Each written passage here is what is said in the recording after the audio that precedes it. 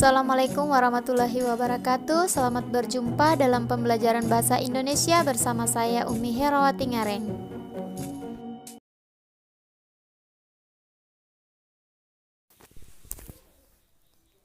Pembahasan kita pada hari ini adalah mengobservasi tanaman obat keluarga.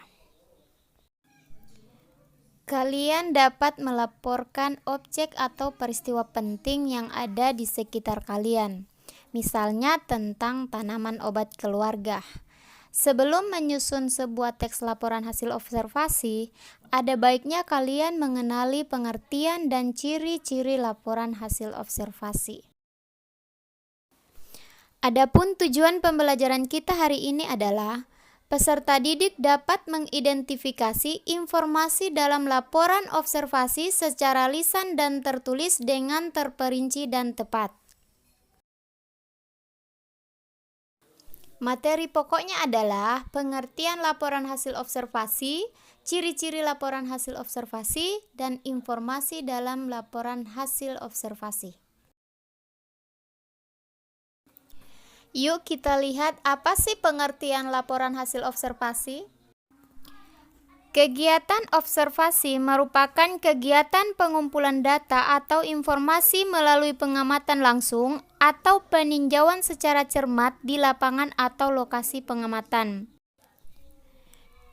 Tujuannya adalah untuk memperoleh informasi tentang tingkah laku, keadaan, kondisi, atau situasi dari objek yang diteliti.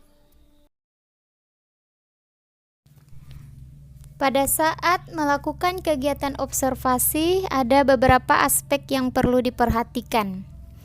Yang pertama, harus menguasai topik permasalahan yang akan diobservasi.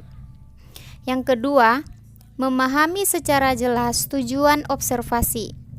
Yang ketiga, membatasi permasalahan observasi secara tegas, dan yang keempat adalah mencatat setiap permasalahan dengan runtut, terperinci, dan terarah.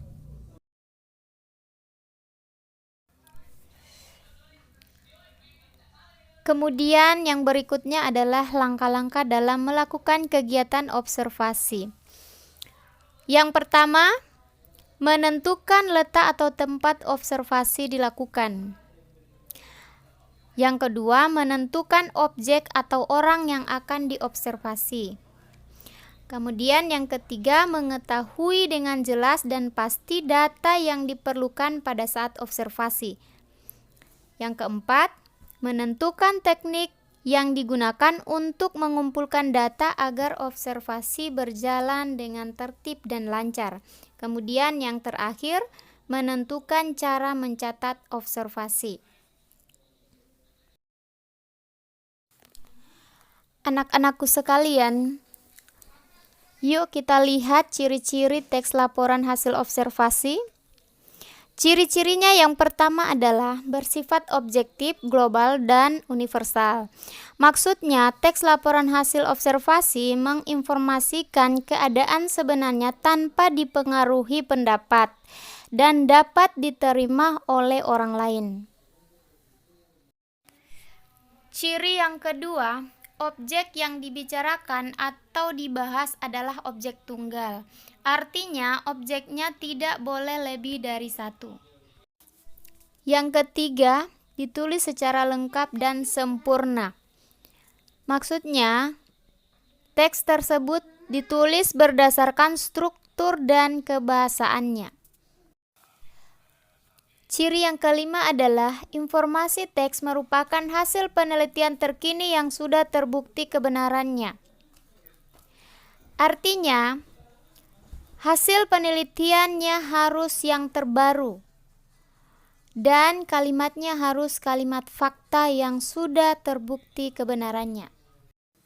Dan ciri yang terakhir yaitu tidak mengandung prasangka, dugaan, atau kepemihakan yang menyimpang atau tidak tepat.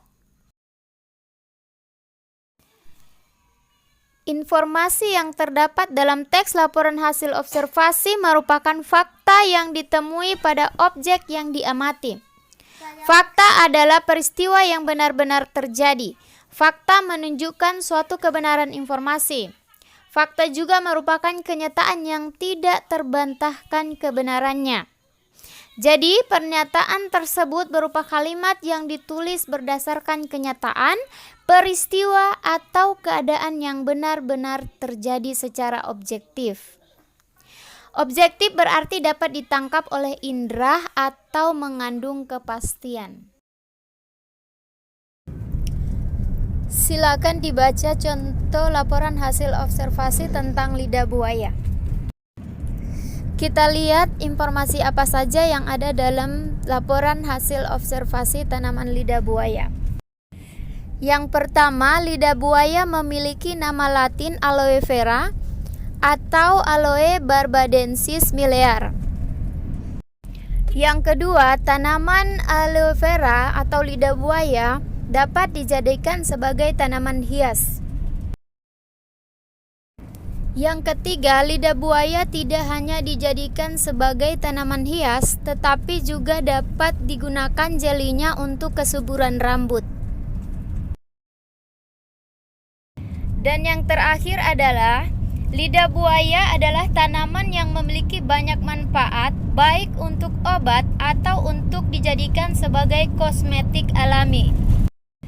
Demikianlah pembelajaran kita hari ini. Silakan dilihat contoh laporan hasil observasi yang lain. Silakan dikenali manfaatnya. Selamat belajar, tetap semangat dan jaga kesehatan. Wassalamualaikum warahmatullahi wabarakatuh.